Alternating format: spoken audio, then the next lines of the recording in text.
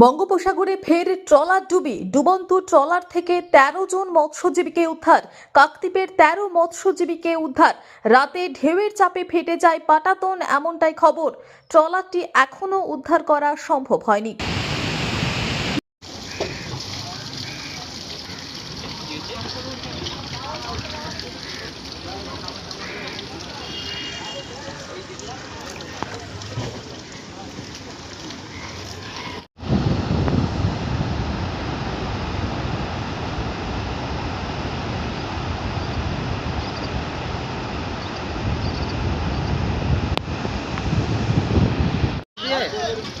তোড়াগড়া থেকে দিয়ে চটে নেবে যে সত্যি করে লোক তুলতে গেছে, লোক তুলে ব্যাগ তুলে করছে, আমার ঢোক মারছে।